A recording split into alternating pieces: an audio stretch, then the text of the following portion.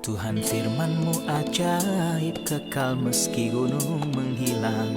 Tiada huruf yang gagal, tak terpatahkan siasat. Hidup seperti-Mu ya Allah, lebih dari emas. Aku bersaksi kitab-Mu, kitab yang suci. Mendengarkan firman-Mu, hibur hati yang luka. Terangilah langkahku kemanapun ku pergi. Biarkanlah firman-Mu berkuasa atasku. Ubahkanku, bebaskanku, ku mau menyenangkan-Mu. Aku mau menyenangkan-Mu. Salam jumpa pemirsa terkasih, saya menyambut Anda sekalian dimanapun Anda berada. Dalam pembelajaran kita terhadap kitab-kitab perjanjian baru, kita telah mencapai surat kedua kepada jemaat di Tesalonika pasal yang pertama. Kita akan mempelajarinya mulai dari ayat 6 hingga akhir pasal. Saya ingatkan bahwa di episode terakhir kita membicarakan alasan dibalik penderitaan orang-orang beriman di dunia, yaitu karena mereka mengikuti Kristus. Dan ketika dunia menganiaya Kristus, demikian juga dianiaya para pengikutnya. Hari ini atas rahmat Tuhan kita akan melanjutkan pembicaraan kita mengenai isu dari penganiayaan dan kapan Tuhan akan datang untuk membalas musuh-musuh yang mengganggu orang-orang beriman. Dan di awal episode ini izinkan saya untuk menyambut tamu-tamu kehormatan yang telah hadir di studio, para hamba Tuhan, Saudara Elia Isa dan Saudara Ishak Elia. Selamat datang, para hamba Tuhan. Terima kasih. Kami juga menyambut hadirin di studio, selamat datang. Sekarang mari kita mulai pembelajaran hari ini dalam kitab 2 Tesalonika pasal yang pertama.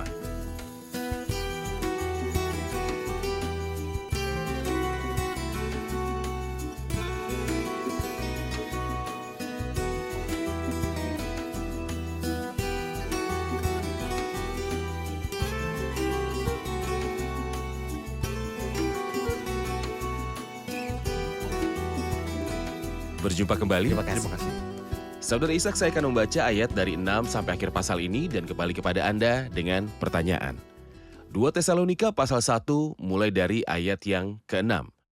Sebab memang adil bagi Allah untuk membalaskan penindasan kepada mereka yang menindas kamu, dan untuk memberikan kelegaan kepada kamu yang ditindas dan juga kepada kami pada waktu Tuhan Yesus dari dalam sorga menyatakan dirinya bersama-sama dengan malaikat-malaikatnya dalam kuasanya, di dalam api yang bernyala-nyala dan mengadakan pembalasan terhadap mereka yang tidak mau mengenal Allah dan tidak menaati Injil Yesus, Tuhan kita.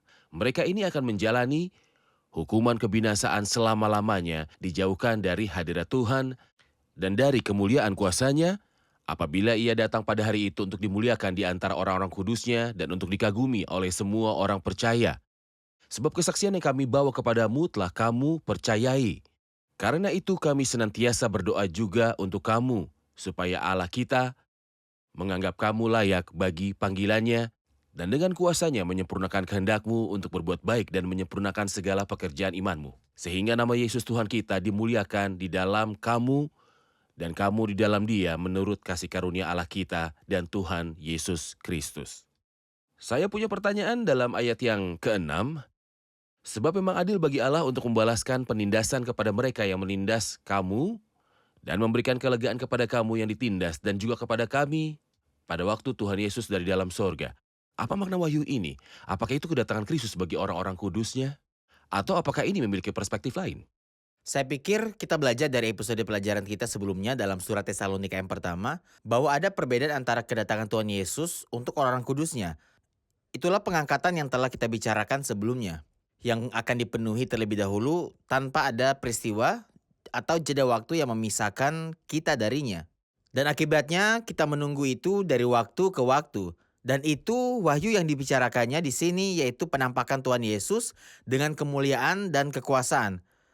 Ini akan terjadi setelah pengangkatan sedikit lebih dari 7 tahun atau mungkin 75 hari atau sesuatu. Jadi kedatangan Tuhan akan terjadi dalam 2 tahap. Pada tahap pertama, dia akan datang untuk pengangkatan orang-orang kudusnya, gereja, dan tidak akan muncul kepada dunia dengan adegan itu.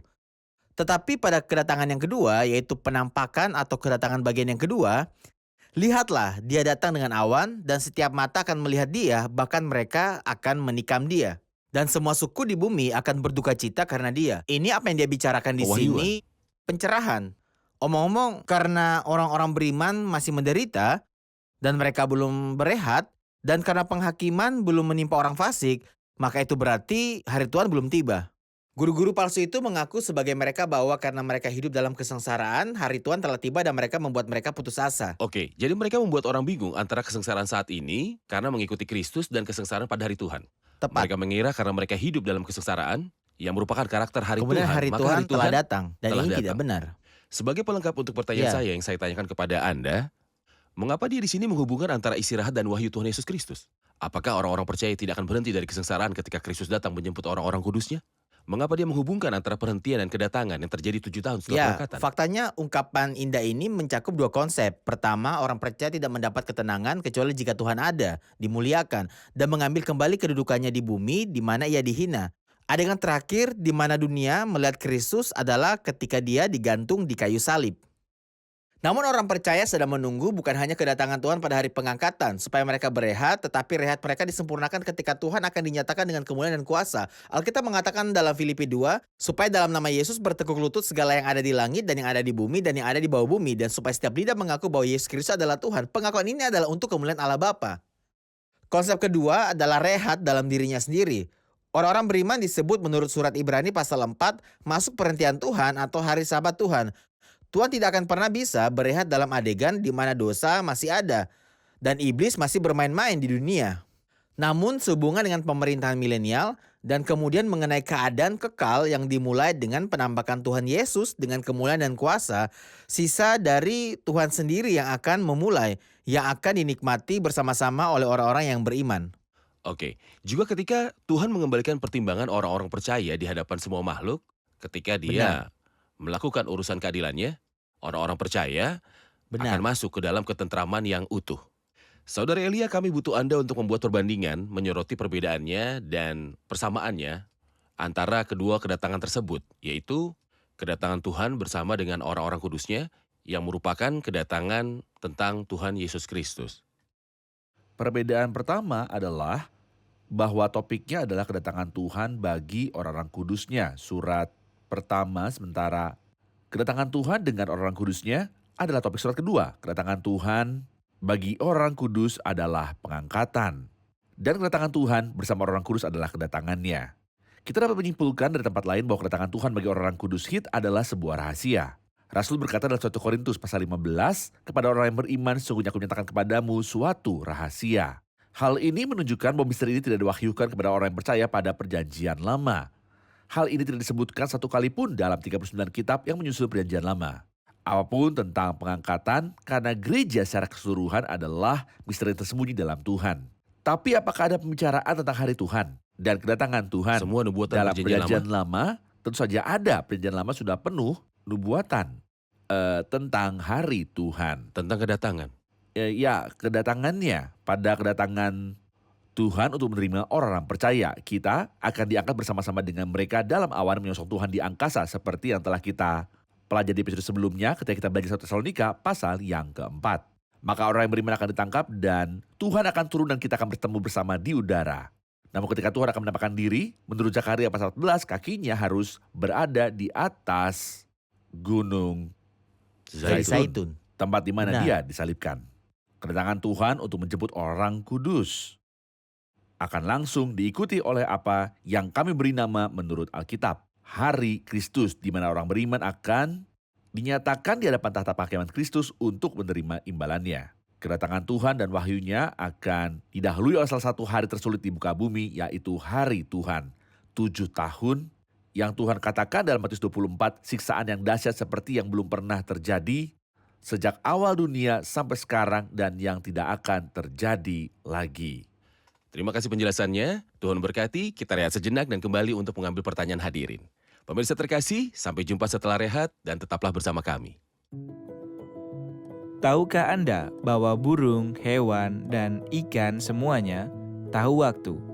Tapi apa yang benar-benar aneh, meskipun hal ini tidak diharapkan, adalah bahwa manusia satu-satunya makhluk di antara semua makhluk Tuhan yang tidak mengenal waktu maupun nilainya. Terlepas dari semua mesin pengatur waktu yang diciptakan manusia yang dapat menghitung pecahan detik, manusia tetap tidak mampu menghitung waktunya sendiri. Misalnya, Tuhan berfirman, "Sesungguhnya waktu ini adalah waktu perkenanan itu untuk diselamatkan, hai orang berdosa." Tapi manusia berkata, "Marilah kita memuaskan birahi hingga pagi hari." Tuhan berkata, "Engkau adalah orang berdosa, dan itulah sebabnya engkau berada dalam cengkeraman setan, dan hari apapun dalam hidupmu bisa menjadi hari terakhirmu atau hari kasih karunia." Dan apa jawaban manusia? Kami telah kembali pemirsa terkasih untuk menjawab pertanyaan hadirin di studio. Silakan. Kita telah belajar ketika Tuhan Yesus datang bersama orang-orang kudusnya dalam kedatangan diri, kita akan bersama-sama dengan Dia dan akan memerintah, namun kita akan berada dalam tubuh kemuliaan sementara sisa-sisa orang saleh akan tetap berada dalam kedagingan duniawi mereka. Bagaimana kita memerintah bersama Tuhan? Saudari Mary bertanya, keadaan kita ketika kita akan menghadap Tuhan pada saat pemerintahan. Bagaimana kita akan tampil dalam tubuh kemuliaan sementara bumi masih dalam keadaan fisik saat pemerintahan 1000 tahun? Silakan. Dengan baik ketika Alkitab berkata, kami juga akan memerintah bersama dengan Dia. Itu berarti tidak akan ada pemisahan gereja dari Kristus setelah pernikahan, tepat setelah pengangkatan. Namun Alkitab sama sekali tidak mengatakan bahwa orang-orang percaya setelah mereka mengenakan tubuh kemuliaan dan pergi ke surga pada hari pengangkatan akan kembali lagi untuk menginap dan hidup di bumi secara fisik, atau bahwa mereka akan menduduki kepemimpinan posisi di bumi pada saat itu. Tidak. Situasi sebenarnya adalah kita tidak akan terpisah dari Kristus yang akan memerintah dunia. Dari pusat pemerintahan di Yerusalem, kita hanya akan bersama Dia di surga, lingkaran kerajaan dan bukan di bumi. Ini apa yang disebut lingkaran kerajaan Bapa. Tepat. Mereka akan bercahaya seperti matahari dalam kerajaan Bapa. Ini adalah lingkaran pemerintahan surgawi, sementara di bumi adalah lingkaran pemerintahan anak manusia. Mungkin beberapa versi bahasa Inggris membuatnya lebih jelas. Seperti yang dikatakan bahwa kita akan berkuasa atas dan bukan di bumi. Maka orang percaya tidak akan melangkah secara fisik di bumi dengan tubuh surgawi Namun mereka. akan Ya, tapi seperti matahari memerintah di bumi dari lingkaran yang lebih tinggi.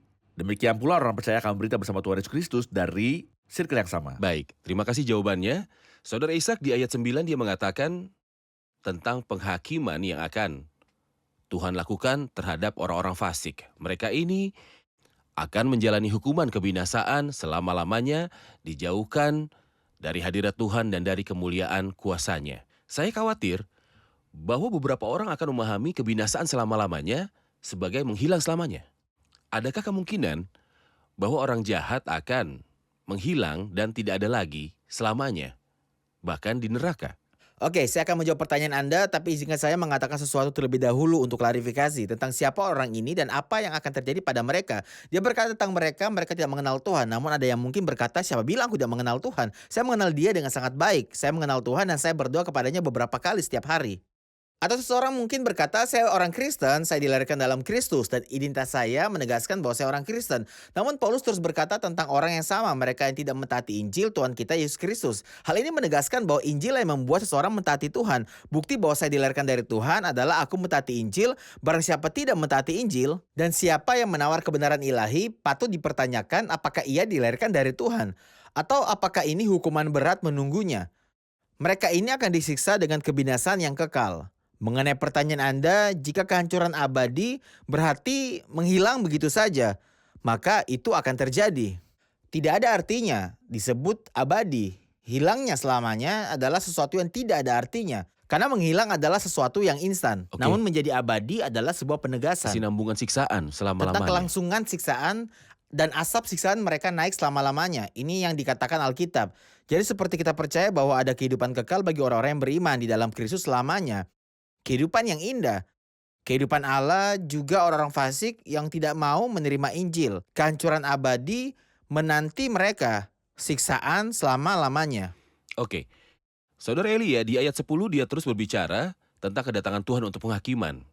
Dikatakan apabila ia datang pada hari itu untuk dimuliakan di antara orang-orang kudusnya dan untuk dikagumi oleh semua orang yang percaya. Dia menghubungkan kedatangannya dengan semacam kemuliaan, tapi dia berkata untuk dimuliakan di antara orang-orang kudusnya dan untuk dikagumi oleh semua orang yang percaya. Dia juga memasukkan orang-orang percaya bersama Tuhan dalam kemuliaan. Akan lebih mudah jika dia mengatakan untuk dimuliakan oleh orang kudusnya daripada dimuliakan antara orang kudusnya. Namun nyatanya keduanya akan terjadi. Dia akan dimuliakan oleh orang kudus di sini, dan kita akan menghormati Tuhan dan memuliakan Dia. Dengan cara yang lebih sempurna, ketika kita akan berada dalam tubuh kemuliaan di rumah Bapa, mengelilingi dan menghormati Dia. Dalam peristiwa kedatangan Tuhan Yesus Kristus dan orang-orang yang beriman bersama-sama dengan Dia dalam tubuh kemuliaan, di mana Dia akan menjadi raja dan mereka juga akan memerintah bersama Dia. Ketika orang akan melihat kepada orang kudus itu yang miskin, tidak berharga, dan dibenci di dunia. Untuk dikagumi. Tuhan Yesus Kristus akan dikagumi melalui karya kasih karunia-Nya pada orang kudus, supaya pada masa yang akan datang Ia menunjukkan kepada kita kekayaan kasih karunia yang melimpah-limpah sesuai dengan kebaikan terhadap kita dalam Kristus Yesus. Inilah sesuatu yang luar biasa yang tidak pernah terlintas dalam pikiran Sebenarnya kita. sungguh menakjubkan ketika Dia muncul dengan kemuliaannya, kita akan mengambil bagian dalam kemuliaan ini. Apabila Kristus menyatakan Dan untuk dirinya, dikagumi oleh semua orang yang percaya. Ketika Dia menderita dan pergi ke salib, Dia Dia sendirian. sendirian. Namun dalam kemuliaannya Benar. kita akan mengambil bagian bersama dengannya. Ini Kemuliaan. terlihat jelas dalam kisah Yusuf. Seperti ketika dia menderita sendirian. Benar. Dia di penjara sendirian, tetapi ketika dia duduk di atas tahta kemuliaannya, istrinya Asenat ikut serta menerima berkat dan kemuliaan pemerintahannya. Anda telah mengingat saya akan Rasul Petrus dalam 1 Petrus pasal 5, ketika dia berkata tentang dirinya sendiri. Saksi penderitaan Kristus, dia melihat penderitaan Kristus. benar. Tetapi juga mendapat bagian dalam kemuliaan Benar. yang akan dinyatakan kelak. Saya butuh komentar Anda juga pada hari itu, sebab kesaksian yang kami bawa kepadamu telah kamu percayai. Apa yang dimaksud dengan pada hari itu dan mempercayai kesaksian itu? Ya, faktanya kita perlu fokus pada urutan kata-kata dalam ayat ini karena penting untuk menafsirkan Baik. maknanya. Apabila Ia datang pada hari itu untuk dimuliakan di antara orang-orang kudusnya dan untuk dikagumi oleh semua orang yang percaya, sebab kesaksian yang kami bawa kepadamu telah kamu percayai. Rasul Paulus bermaksud mengatakan, pada hari itu ketika Tuhan akan datang, Dia akan dimuliakan di antara orang kudusnya. Pada Dan hari dalam itu. hal itu, pada hari yang sama Dia akan menjadi seperti itu, dikagumi di antara semua orang yang beriman, dan engkau akan menikmati kejayaan masa depan dalam kedatangan dari Tuhan kita, Yesus Kristus. Karena ketika kami bersama engkau dan membicarakan masalah Engkau ini percaya kesaksian denganmu, kami. engkau percaya kesaksian kami. Sebab kesaksian yang kami bawa kepada kamu telah kamu percayai. Jadi kamu telah menjadi salah satu orang percaya yang akan tampil bersama Kristus Hari itu. di hari itu. Saudara Ishak di ayat 11, karena itu kami senantiasa berdoa juga untuk kamu supaya Allah kita menganggap kamu layak bagi panggilannya dan dengan kuasanya menyempurnakan kehendakmu untuk berbuat baik. Topik dari ayat ini membutuhkan penjelasan, terutama ungkapan supaya Allah kita menganggap kamu layak bagi panggilannya. Tidak ada keraguan bahwa panggilan ini adalah surgawi spiritual yang tidak terkait dengan manusia atau negaranya. Di sini dia berbicara tentang kualifikasi moral untuk panggilan ini. Dia yakin mereka dipanggil. Bagaimana dia tahu? Karena mereka menerima misinya dan pelayanan menginjilannya menurut surat yang pertama. Namun mereka sekarang membutuhkan semacam moral dan spiritual kualifikasi untuk memverifikasi sejauh mana mereka termasuk dalam panggilan surgawi ini. Panggilan kudus, panggilan ke atas dari Allah di dalam Kristus Yesus. Ada sekitar 7 referensi dalam Perjanjian Baru tentang panggilan Tuhan bagi orang-orang kudus dalam Perjanjian Baru. Di sini dia tidak meminta mereka melakukan yang terbaik untuk itu. Mereka akan memenuhi syarat untuk panggilan Tuhan kepada mereka. Tetapi karena Allah telah memanggil mereka, mereka harus melakukannya dengan yang terbaik agar memenuhi syarat dan layak untuk panggilan ini. Dia berkata di sini, oleh karena itu kami juga berdoa selalu untukmu. Kata selalu sungguh luar biasa karena disebutkan juga dalam ayat yang ketiga. Kami wajib berterima kasih kepada Tuhan selalu untuk Anda. Dan di ayat yang ke-11 dia berkata, oleh karena itu kami juga selalu berdoa untukmu. Nyatanya pekerjaan Tuhan dalam diri orang percaya mempunyai 2 aspek. Dan pendeta yang sadar, Paulus menyadari hal ini, ada sebuah pekerjaan bahwa dia berterima kasih kepada Tuhan karena Tuhan melakukan pekerjaan ini secara total. Ada pekerjaan lain yang juga dilakukan Tuhan, lakukan untuk mereka dan di dalam mereka. Tapi ini pekerjaan membutuhkan orang-orang percaya untuk melakukannya, merespons karena mereka memiliki peran praktis yang harus dilakukan. Jadi dia selalu berdoa untuk mereka, namun mereka dianggap layak untuk pemanggilan tersebut melalui merespon dengan perintah dan praktik nasihat moral. Itulah yang membuat mereka berjalan tegak. Dia terus berkata dan penuhi segala bentuk kebaikannya. Semua milik Tuhan. Tujuannya adalah kesenangan atas kebaikannya. Tuhan kita baik. Nasihatnya bagus dan penuh kesenangan. Dia menyukainya. Dan sebagai orang beriman, ketika saya mengalami nasihat ilahi ini, kehendak Tuhan yang baik dan berkenan serta sempurna ini, saya akan hidup kehidupan yang penuh sukacita. Dia juga mengatakan pekerjaan iman dengan kekuatan. Mereka memiliki iman, terima kasih Tuhan, tapi iman ini harus berhasil dengan kekuatan. Hal ini menunjukkan kepada kita, saudara ayat, bahwa orang percaya tidak boleh hanya ditenangkan saja mengenai keyakinannya dan keabadiannya dan hanya itu, tapi dia perlu berdoa. Apakah pelayan mendoakannya atau dia berdoa untuk dirinya sendiri karena perjalanannya masih panjang. Untuk dianggap layak menerima panggilan itu secara moral dan yang baik nikmat kebaikannya terkabul dalam dirinya. Artinya secara sederhana untuk memenuhi tujuan Tuhan dalam hidupnya dan iman bekerja di dalam dia dengan kuasa. Jadi keimanan bukan sekadar membawaku ke surga tapi membuat hidupku setiap hari saling terhubung kepada Kristus. Oke, kita akan menjawab pertanyaan dari hadirin di studio. Saya punya pertanyaan praktis mengenai ayat-ayat sebelumnya. Haruskah saya berdoa dengan nada berkatilah orang-orang yang mengutuki kamu dan doakanlah mereka yang mencelakakan kamu? Atau haruskah aku berdoa sambil berkata, ya Tuhan ungkapkan pembalasanmu, kami menunggu penghakimanmu dan menunggu hari ketika kami akan memerintah ketika engkau menghancurkan yang jahat. Iya, sebab memang adil bagi Allah untuk membalaskan penindasan kepada mereka yang menindas kamu. Apakah ini berarti kita berdoa memohon Tuhan untuk melecehkan mereka, membalas dendam, dan menghukum mereka? Apakah seharusnya reaksi kita seperti itu? Tentu saja nada ini jauh dari firman Tuhan dalam perjanjian baru. Orang percaya dalam perjanjian lama mungkin berdoa agar Tuhan membalas dendam. Tetapi di dalam perjanjian baru, perkataan terkenal Tuhan Yesus Kristus saat dia berada di bumi dalam khotbah di bukit, dia mengajarkan pada kita untuk berdoa bagi mereka yang mempergunakan kita dengan jahat untuk mengasihi musuh-musuh kita dan memberkati orang yang mengutuki kita. Dia tidak pernah mengajarkan untuk membalas dendam sama sekali, dan apa yang dikatakan Rasul Paulus tentang membalas dendam berkaitan dengan Tuhan dan bukan kita. Tuhanlah yang akan membalas dendam sebagai hakim yang adil. Roma 12 mengajarkan kita untuk tidak membalas dendam. Saudaraku yang kekasih, janganlah kamu sendiri menuntut pembalasan, tapi berilah tempat kepada murka Allah. Sebab ada tertulis pembalasan itu adalah hakku. Akulah yang akan menurut pembalasan firman Tuhan. Mari beralih ke bagian terakhir, ayat 12. Dan saya akan mengajukan pertanyaan yang sangat penting kepada Anda, Saudara Elia, tentang ayat 12. Sehingga nama Yesus Tuhan kita dimuliakan di dalam kamu dan kamu di dalam dia, menurut kasih karunia Allah kita dan Tuhan Yesus Kristus. Ada kemuliaan khusus dalam nama Tuhan Yesus Kristus. Di dalamnya dan mereka di dalam dia. Saya perlu memahami interaksi ini. Dia di dalam mereka dan mereka di dalam dia. Menurut saya ini berarti nama Yesus Tuhan kita dimuliakan di dalam kamu sekarang. Kita telah belajar bahwa ada kemuliaan di masa depan yang menanti orang percaya. Tetapi keberadaan kita dalam situasi rohani yang benar sekarang ini dan kita menghormati Tuhan dengan kesaksian yang benar serta hidup yang layak dengan panggilan yang kita terima.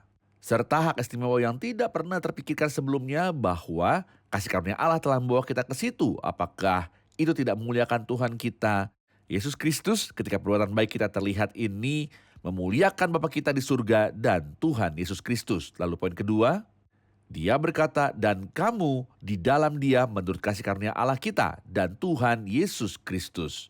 Menurut saya yang diwakili oleh engkau di dalam dia, hubungan kita dengan Tuhan Yesus Kristus ini sebuah hak istimewa. Tidak akan pernah terlintas pikiran kita bahwa Tuhan setelah kebangkitan dari orang mati, ia menjadi kepala orang beriman dan orang-orang percaya telah menjadi anggota dalam tubuhnya yang berharga. Betapa hebatnya kita di dalam Tuhan Yesus Kristus sebagai anggota dari tubuhnya. Ini berhubungan dengan Kristus sebagai kepala kita dan kita adalah anggota tubuhnya, dan ini sepenuhnya didasarkan pada absolut anugerah Tuhan dan bukan berdasarkan prestasi. Sebab kita telah meyakini kesaksian mereka tentang dia. Karena kita telah menerima Kristus, kita ke surga bersama dia. Terima kasih Tuhan. Karena kita telah menerima Kristus, kita para pendosa dan pelanggar, kita telah menjadi Ini benar. orang-orang kudusnya Tuhan. Kita telah menerima Kristus yang telah seorang diri ke kayu salib. Benar. Kita tidak ikut dia, tetapi ketika dia datang, kita akan bersama dia dan dipermuliakan di dalam dia. Kita akan menerima kepenuhan kemuliaan bersama dia. Kekayaan Kekayaan yang anugerah tidak Tuhan. dapat digambarkan atau ditentukan batasnya. Kekayaan Benar, Tuhan tak yang terukur. tak terukur. Tuhan Tuhan memberkati. berkati. Terima kasih. Kita akan simpulkan episode ini bersama hadirin di studio.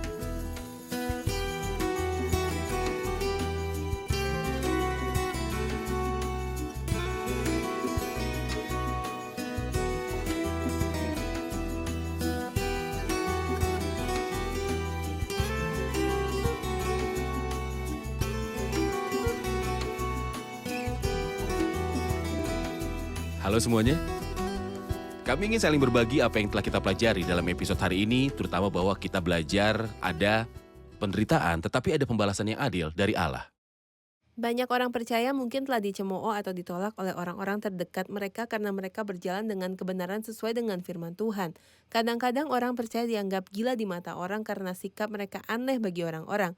Tetapi yang menguatkan kami hari ini adalah bahwa meskipun hak kami tidak dipulihkan di hadapan orang-orang itu, namun akan dipulihkan di saat kedatangan Tuhan yang kedua kalinya ketika kita dipulihkan di dunia ini dan Ia menyambut kita semua. Oke. Saya suka konsep keadilan ilahi bahwa meskipun ada penderitaan, penganiayaan, dan cobaan yang meyakinkan kita adalah adanya keadilan. Ini tidak berarti bahwa kita meminta balas dendam terhadap mereka yang menganiaya kita, tetapi hal ini menghibur kita dalam setiap penderitaan yang kita alami ada Tuhan. Oke, terima kasih, Tuhan memberkati. Terima kasih para hamba Tuhan, Tuhan Tuhan memberkati. memberkati. Tuhan berkati. Pemirsa terkasih, di episode hari ini mengenai pasal pertama dari 2 Tesalonika, kita telah mendapatkan jawaban atas pertanyaan-pertanyaan yang sulit ini. Pertanyaan pertama, mengapa penderitaan? Pertanyaan kedua, berapa lama penderitaan ini berlangsung?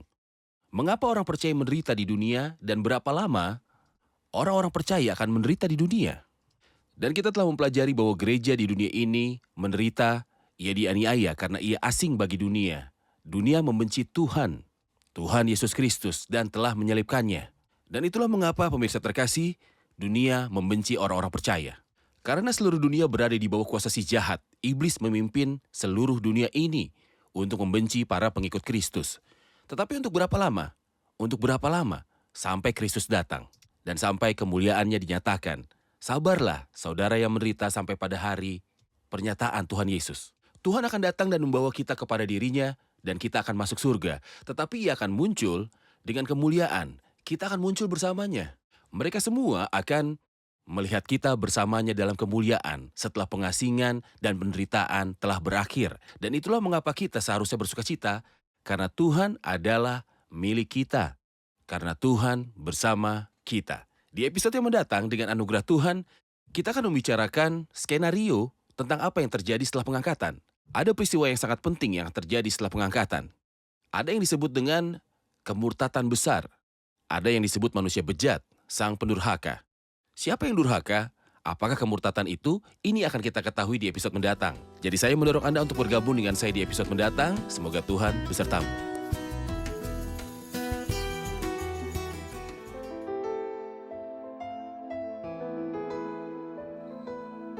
Tuhan firman-Mu ajaib, kekal meski gunung menghilang. Tiada huruf yang gagal, tak terpatahkan siasat. Hidup seperti-Mu ya Allah, lebih dari emas. Aku bersaksi kitab-Mu, kitab yang suci. Mendengarkan firman-Mu, hibur hati yang luka. Terangilah langkahku, kemanapun ku pergi.